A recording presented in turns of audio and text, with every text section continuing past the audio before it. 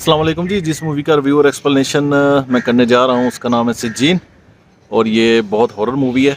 अभी लास्ट मैंने एक वीडियो अपलोड की थी लास्ट ईयर 2023 में जब ये मूवी रिलीज़ हुई थी, तो सिनेमा में ये मूवी देखी थी अपने दोस्त और भाइयों के साथ। तो उस वक्त मैंने एक वीडियो इसके बारे में लगाई थी, बट वो जस्ट इसकी एक ब्रीफ एक्सप्लेनेशन थी।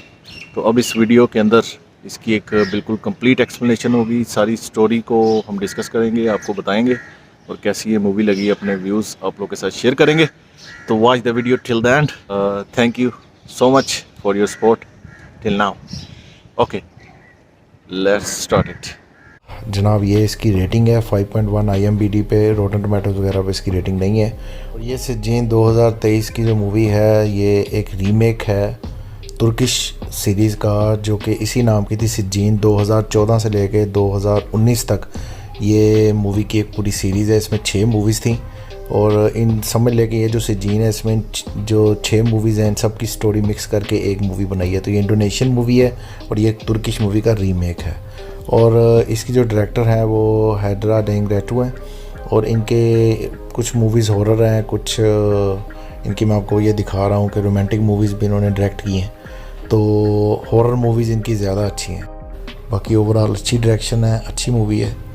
तो मैं तो ये रिकमेंड करूँगा ज़रूर देखनी चाहिए। अगर मैं रेटिंग की बात करूँ तो मैं इस मूवी को 8 आउट ऑफ 10 रेटिंग दूँगा। तो जनाब ये एक हमारा सिनेमा है साहिवाल में, अजान हाइट में, IMGC मल्टीप्लेक्स साहिवाल। तो यहाँ जनाब हमने 31 जनवरी 2024 को इसका जो है शो उसमें टिकट बुक करवाई। ये मैं आपको दिखा रहा हूँ। तो जनाब ये 7 PM से 10 PM तक था और ऑलमोस्ट 9 बजे ये मूवी ख़त्म हो गई। तो अब आपको दिखाते हैं ज़रा सिनेमा किस तरह का अंदर से।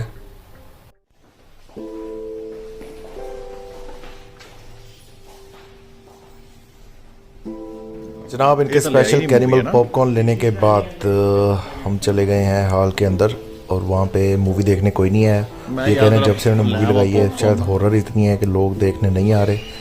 तो हॉल बिल्कुल खाली था और हम लोग ही थे सिर्फ वहाँ पे। तो हमने सोफ़ा बुकिंग करवाई थी।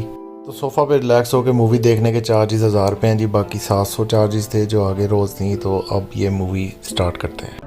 अब मूवी शुरू होती है एक शेमन इश्कान को दिखाते हुए जो कि बहुत ही खतरनाक सा काला जादू कर रहा था, जिसके अंदर वो भैंस की आंतों और उसकी आंखों से कुछ करता है और फिर एक लड़की के ऊपर कुछ इनकेंटेशंस को मार्क कर देता है। जिसके बाद सीन शिफ्ट होता है और हम 2 बहनों इरमा और वुलन को उसी इश्कान के घर पर देख पाते हैं और उनका नंबर आने पर इश्कान उन दोनों को अंदर बुला लेता है। अब इरमा यहाँ पर अपने काम से आई थी लेकिन वुलन इससे बहुत ही ज्यादा डर रही थी। अब इरमा इश्कान से ये कहती है कि वो गालंग नाम के एक लड़के से प्यार करती है और चाहती है कि उससे शादी हो जाए, जिसके अंदर इश्कान अपने काले जादू से उसकी हेल्प कर दे। लेकिन गालंग असल में उसका कजन है, मतलब उसकी माँ की बहन का बेटा है। तो इश्कान सीधा मना कर देता है क्योंकि ऐसा नहीं हो सकता और अगर उससे शादी हुई तो वो मारी जाएगी। और यही सेम बात उसको समझाने के लिए वुलन को एक जिन पजेस करके यही बात बोलता है, जिससे वो काफी डर जाती है। तो अब वो रुक भी जाती है। खैर अब कहानी 12 साल आगे जाती है और इरमा अपनी बहन वुलन और मदर फराहा के साथ गालंग के घर पर जाती है, जिसकी शादी नीसा नाम की एक लड़की से हो गई थी और उनकी एक बहुत ही प्यारी सी बेटी है जिसका नाम सोफिया है। और आज उसका बर्थडे है, उसकी पार्टी होने वाली है जिसमें शामिल होने वो लोग यहाँ पर आए थे। यहाँ सोफिया असल में ब्लाइंड है और गालंग की माँ की तबीयत भी काफी खराब रहती है, जो कि अब पूरे समय ही बिस्तर पर रहती है और कुछ बोल नहीं सकती। खैर अब पार्टी वगैरह होती है और हम यहाँ पर ये जान पाते हैं कि इरमा का असल में गालंग से एक्स्ट्रा मैरिटल अफेयर है और ये चीज बिल्कुल गलत है। साथ ही साथ वो लोग काफी करीब भी आ चुके हैं और ये बात नीसा भी जानती है। गालंग को अब अपनी गलती का एहसास है तो वो इरमा से दूरी बनाकर रखता है, लेकिन वो उसके प्यार में पागल है तो उससे दूरी नहीं हो सकती, ना ही उसको होने देना चाहती है। और इस वजह से अब उनके बीच एक अलग सी ही हीट क्रिएट होने लगती है। आगे अब गालंग से वो ये कहती है कि उसने भले ही अलग शादी कर ली लेकिन फिर भी उसकी बेटी डिसेबल्ड है और वो भी अब प्रेग्नेंट है, तो उनका बच्चा ऐसा नहीं होगा। अब यहाँ पर इरमा अपने रिश्ते और बच्चे के लिए काफी ज्यादा चिंतित है, लेकिन वो ना ही नीसा को हिट करती है ना ही उसे सोफिया से कोई दिक्कत है। इवन वो तो उसको बहुत चाहती है और सोफिया है भी बहुत ही ज्यादा प्यारी बच्ची। अब इरमा अपने घर आ जाती है और वो बार बार गालंग को कॉल करने की कोशिश करती है, लेकिन वो उसे साफ साफ इग्नोर कर रहा होता है। साथ ही साथ वुलन जो कि सब जानती है उसको समझाने की कोशिश करती है, लेकिन वो अपनी बहन से भी चिढ़ जाती है। अब इरमा यहाँ पर काफी गुस्से में थी क्योंकि एक समय पर वो और गालंग एक दूसरे से बहुत ही ज्यादा प्यार किया करते थे और साथ जीने मरने की, शादी करने की, कभी ना अलग होने की कस्में खा चुके थे। इवन तब गालंग ने भी उससे कई सारे वादे किए थे, लेकिन उसकी माँ ने उसकी शादी नीसा से करा दी। तो यहाँ पर वो कुछ भी नहीं कर सकता और उसने मूव ऑन कर लिया। लेकिन हम जानते हैं कि इरमा उससे कितना ज्यादा प्यार करती है, तो वो मूव ऑन नहीं कर पाई और अब तो वो उसके बच्चे की माँ भी बनने वाली है। तो वो गालंग के वर्क प्लेस पर जाती है जहाँ पर वो उसे बच्चा एक्सेप्ट करने के लिए बोलती है, लेकिन वो साफ मना कर देता है। तो उनके बीच एक आर्ग्यूमेंट हो जाता है जिसके अंदर वो उसे पुश कर देता है, जिससे कि इरमा का मिसकैरेज हो जाता है। खैर वो हॉस्पिटल में उसे एडमिट कर देता है, लेकिन अब तक वो अंदर से टूट गई थी, जिसको गालंग साफ साफ कह देता है कि अब उसके रास्ते उससे अलग हैं और उनके बीच में जो कुछ भी था वो पूरी तरह से खत्म हो चुका है। तो वो अब उससे और उसकी फैमिली से बिल्कुल दूर रहे। खैर अब इससे इरमा बिल्कुल टूट जाती है और गालंग भी इस तरह से गया था कि वो कभी अब उसके पास वापस नहीं आ सकता, क्योंकि अब उसकी जिंदगी में उसकी बीवी नीसा और एक प्यारी सी बच्ची है। अब रास्ते में उसे उस्ताद जी मिलते हैं जो कि उसे सोफिया का गिफ्ट देते हैं, जिसके अंदर प्रेयर सेट था, और कहते हैं कि अब सोफिया को प्रेयर्स करनी चाहिए और गालंग की पूरी फैमिली ही कई अरसे से मस्जिद नहीं आई है, कोई प्रेयर्स भी ऑफर नहीं करी है, तो उन्हें यहाँ पर आना चाहिए और प्रेयर्स करनी चाहिए, ताकि अगर उन पर आने वाली कोई भी दिक्कतें होंगी तो वो पहले ही टल जाएंगी। खैर अब गालंग घर आकर सो जाता है और रात में उसके पास सोफिया आती है, जिसने अपनी दोनों आंखें निकाल दी थी, और वो उसे कहती है कि अगली बार वो उसे आंखें गिफ्ट करे, जिससे डरकर वो जाग जाता है, क्योंकि ये एक भयानक नाइटमेयर था।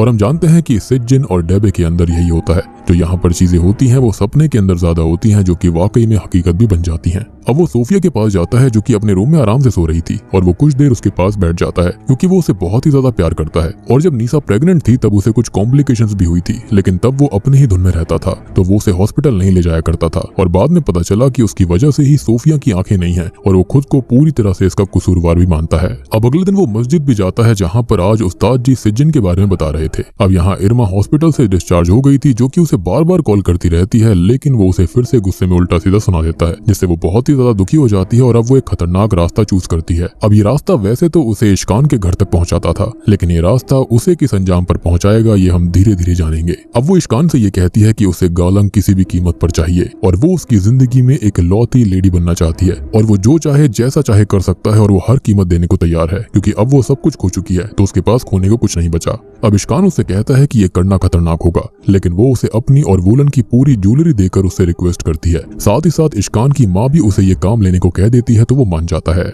अब वो बताता है कि ढेर सारे इविल जिन्स होते हैं, जिनमें होते हैं एनजार जिन, जो कि मुस्लिम्स के लिए अपनी हेट्रेड के लिए जाने जाते हैं। वो एनजार से कम्युनिकेशन करेगा और उनको कन्विंस करेगा कि वो नीसा को पोजेस करे, और कन्विंस करने के लिए किए जाने वाले काले जादू रिचुअल के अंदर वो फ्रेशली बैरेड डेड बॉडी की शिन बोन मतलब की पैर की हड्डी पर इनकैंटेशंस लिखेगा, और फिर उसे भैंस की आंतों से कवर करेगा। लेकिन रिचुअल में उसे नीसा की फोटो और बॉडी का कोई अंश जैसे कि बाल, खून या फिर नेल्स चाहिए होंगे, यानी कि नाखून। अब इरमा पूछती है कि इससे होगा क्या, तो वो बताता है कि रिचुअल होते ही 5 रातों में नीसा और उसके सारे ब्लड रिलेटिव्स एक एक करके मारे जाएंगे। अब ये सुनकर तो इरमा को सोफिया की फिक्र होती है, लेकिन इश्कान कहता है कि उसने अपना बच्चा खोया है जिसकी किसी ने फिक्र नहीं करी थी, तो अब वो भी किसी और की फिक्र ना करे। अब अगले दिन इरमा नीसा के घर जाती है और चुपके से उसके बाथरूम से कोम पर लगे हुए बाल और ट्रैश बिन में डला हुआ सैनिटरी पैड चुरा लेती है, और वापस आते हुए वो सोफिया से मिलती है, जिसके लिए उसे बहुत ही ज्यादा दुख होता है। और मुझे ऐसा लगता है कि वो इस पल तक भी रुक सकती थी, लेकिन यहाँ पर वो नहीं रुकती। लेकिन इसी बीच उसे गालंग भी मिलता है, जो कि उस पर काफी गुस्सा करता है और कहता है कि वो उसके परिवार से दूर रहे।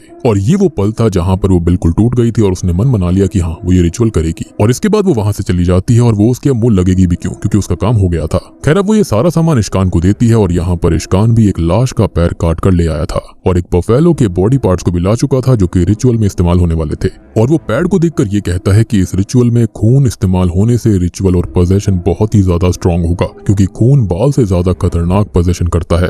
खैर अब रिचुअल शुरू होता है, जिसके अंदर वो पैड से खून निकालता है, नीसा की फोटो को रिचुअल ब्लड में भिगाता है, शिन बोन पर इनकैंटेशंस लिखता है, यानी कि पैर की हड्डी पे, फोटो को फाड़ देता है, और अब बोन को इंटेस्टाइन से कवर करते हुए सभी इविल जिन्स और उनके रूलर के लिए प्रेयर्स करने लगता है। और ये ब्लैक मैजिक रिचुअल इतना ज्यादा खतरनाक है कि पूरा घर तक हिल जाता है, और अब फाइनली जिन आ चुके थे, रिचुअल पूरा हो चुका था। खैर अब वो उस फोटो को फ्लैश के साथ में कुत्तों को खाने के लिए दे देता है, और इरमा को बताता है कि आज रात से नीसा की अगली 5 रातें दुनिया की सबसे भयानक रातें होंगी, जिन रातों के अंत होने पर नीसा और उसके सभी खून के रिश्तेदार मारे जाएंगे, और इरमा की सभी ख्वाहिशें भी पूरी हो जाएंगी। अब पहली रात आती है, जिसके अंदर नीसा प्रेयर्स कर रही होती है कि तभी उसे भैंस के कटे फटे बॉडी पार्ट्स हॉन्ट करते हैं, और उसके ऊपर ढेर सारा खून आने लगता है, जिससे वो बहुत ज्यादा चिल्लाने लगती है। लेकिन जैसे ही गालंग उसके पास में आता है, तो वहां पर ऐसा कुछ नहीं था, तो वो उसे सोने के लिए बोलकर वहाँ से चला जाता है। अगले सीन में वो सोफिया की डॉल देखती है और पजेस्ड होकर उसके और अपने बाल खाने लगती है, जिससे उसे वॉमिट होने लगती है। और जब वो होश में आती है तो उससे वो काफी परेशान हो जाती है और शाम को गालम को बताने की कोशिश करती है कि कुछ बहुत ही अजीब हो रहा है,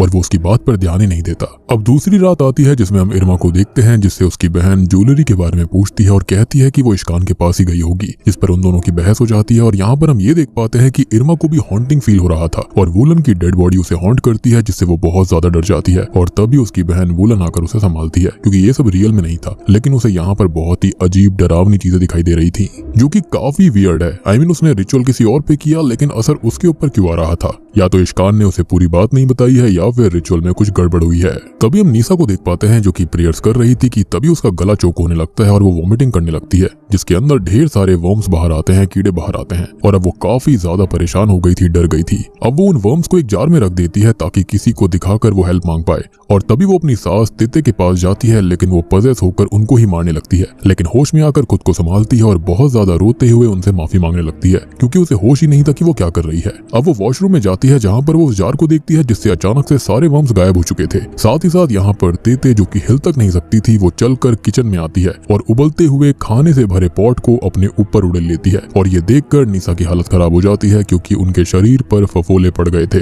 अब तीसरी रात शुरू होती है और तेते का फ्यूनरल किया जाता है, जिसमें इरमा भी आई थी, यानी कि वो खत्म हो गई थी। और यहाँ नीसा पजेस होकर तेते की बॉडी को दूर फेंक देती है और सभी लोग उससे डर जाते हैं। और ये देखकर इरमा बहुत खुश होती है, लेकिन अभी उस्ताद जी वहाँ पर थे, तो वो हल्का सा एग्जॉर्सिज्म करके अभी के लिए उसको ठीक कर देते हैं। लेकिन वो ये जान गए थे कि किसी ने ईविल जिन को यहाँ पर बुलाया है और वो ईविल जिन के पोजीशन में है। अब नीसा को सुलाकर गालंग भी सोने चले जाता है, तो उसे भी हॉन्टिंग नाइटमेयर्स आते हैं, जिनसे वो बहुत ही ज्यादा परेशान हो जाता है। वो नीसा से बात करता है और उसे माफी मांगता है कि उसने पहले उसकी बात नहीं मानी थी, लेकिन वो उस्ताद जी से हेल्प मांगने जा रहा है, ऐसा वो बोलता है। अब उस्ताद जी गालम को बताते हैं कि जिस जिन ने नीसा को पजेस करके रखा है, उसे काले जादू से यहाँ पर बुलाया गया है और वो बहुत ही शक्तिशाली है और वो डरे नहीं, क्योंकि गॉड के आगे उसकी पावर्स काम नहीं करेंगी, उनसे ज्यादा ताकतवर कोई नहीं है। अब वो उसे होली वाटर देते हैं, जो वो प्रेयर्स के पहले नीसा के माथे पर लगा दे, ताकि उसकी हालत में सुधार आएगा। अब यहाँ घर पर नीसा को तेते का गोस्ट हॉन्ट करता है, लेकिन अब तक गालंग वहाँ पर आकर उसको संभाल लेता है। वो उसके लिए इमोशनल हो जाता है कि अब उसके पास उसके और सोफिया के अलावा कोई नहीं बचा, उसके साइड तो कोई है ही नहीं। यहाँ पर उसकी बीवी और उसकी खाली बच्ची बची हुई है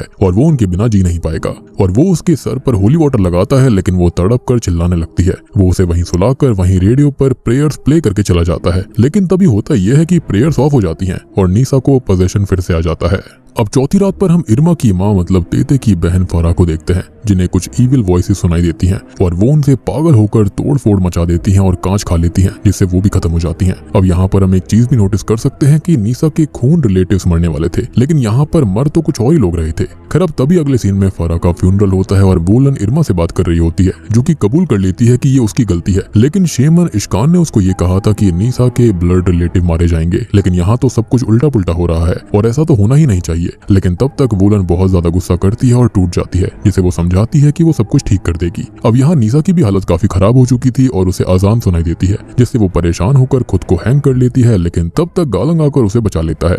अब थोड़ी देर के बाद में उस्ताद जी भी वहाँ पर आते हैं, जो कि कहते हैं कि आज वो नीसा को मस्जिद के पीछे वाले हॉल में ले जाएंगे और आज वो उसे ठीक कर देंगे। लेकिन उन्हें और गालंग को ये यकीन रखना होगा कि चाहे वो जिन कितना ही ईविल और पावरफुल क्यों ना हो, वो उसे हरा ही देगी, क्योंकि उनका फेथ अल्लाह पर है और वो उन्हें हारने नहीं देंगे। अब थोड़ी देर के बाद में वहाँ पर इरमा और वुलन आती हैं और इरमा गालंग को भी सच बता देती है कि वो जिन उसने भेजा था, जिससे वो बहुत ज्यादा गुस्सा करता है और उन दोनों की बहस होने लगती है। और अब फाइनली आ जाती है 5वीं रात और हम देखते हैं इरमा को, जो कि इश्कान के पास ही जा रही थी, लेकिन तब तक वुलन पजेस होकर उस पर हमला कर देती है और उससे बचकर वो बाहर भाग जाती है। अब वुलन उससे पोजीशन की हालत में ये कहती है कि आज वो भी मारी जाएगी और तभी वो एक पेड़ पर चढ़कर नीचे कूद जाती है, जिसके अंदर होता यह है कि उसके बाल और स्कैल्प एक टहनी पर फंस जाते हैं और वहीं उखड़ जाते हैं, जिससे वो भी मारी जाती है। अब इरमा बहुत ही ज्यादा डर गई थी और वो भागकर इश्कान के पास जाती है ताकि सब कुछ ठीक हो जाए, उसकी जान बच जाए, क्योंकि वो भी मरने वाली थी। अब यहाँ पर नीसा का एग्जॉर्सिज्म भी शुरू हो जाता है, लेकिन कोई फायदा नहीं होता, क्योंकि वो ईविल होने लगी थी और उसका पोजीशन अपने चरम सीमा पर आ जाता है और वहाँ हलचल शुरू करके कई लोगों को वो खत्म कर देती है और कईयों को मार डालती है।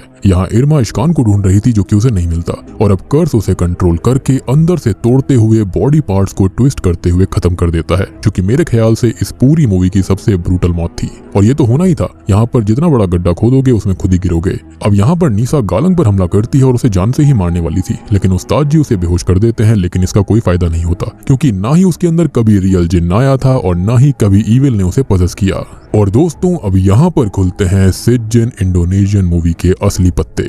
असल में ईविल जिन उसके अंदर कभी था ही नहीं, वो तो स्टार्टिंग से सोफिया के अंदर आया था। जी हाँ, तो असल में सोफिया को उस दिन उसके फर्स्ट पीरियड्स आए थे और वो पैड उसका ही था जिसको इरमा ले गई, इनफैक्ट बाल भी उसके ही थे। और इस तरह से रिचुअल तो नीसा पर हुआ था, लेकिन पोजेशन और कर्स असल में सोफिया पर आया और वहीं से ईविल अपना काम कर रहा था। अब यहाँ पर ईविल जिन ने किया ये कि उसने सोफिया के ब्लड रिलेटिव्स को मारा। अब यहाँ पर जो इरमा थी, वुलन थी, वो सब उसकी बुआ लगती थी, इसलिए उनको मार दिया गया। अब यहाँ पर जितने भी लोग मर रहे थे, यहाँ पर सभी सोफिया और उस ईविल जिन के इशारे पर मर रहे थे। वो सब जगह मौजूद होती थी, लेकिन बैकग्राउंड में, ताकि किसी को कोई दिखता नहीं था। यहाँ पर सामने कुछ और दिखाकर मेन प्लॉट को पीछे दबाया गया, छुपाया गया। और अब यहाँ पर सोफिया गालंग को भी मारने लगती है, लेकिन उस्ताद जी फाइनल प्रेयर्स करके उससे ईविल को निकाल देते हैं। खैर, तभी हम न्यूज में देख पाते हैं कि मॉस्क के हॉल में कुछ बॉडीज बरामद हुई हैं। एक हस्बैंड और एक वाइफ मिले हैं, जिसके अंदर हस्बैंड की नेक टूटने से मौत हो गई और उसकी जो कजन्स थी यानी कि इरमा और वुलन, वो कहीं और मरी हुई मिली हैं। उसकी वाइफ का फिलहाल इलाज चल रहा है और उसे एक ऐसी बीमारी हो चुकी है जिसका कोई भी एक्सप्लेनेशन आज तक नहीं है, और जिस बीमारी को जानते और समझते हम नहीं है, उसे क्योर कैसे किया जा सकता है।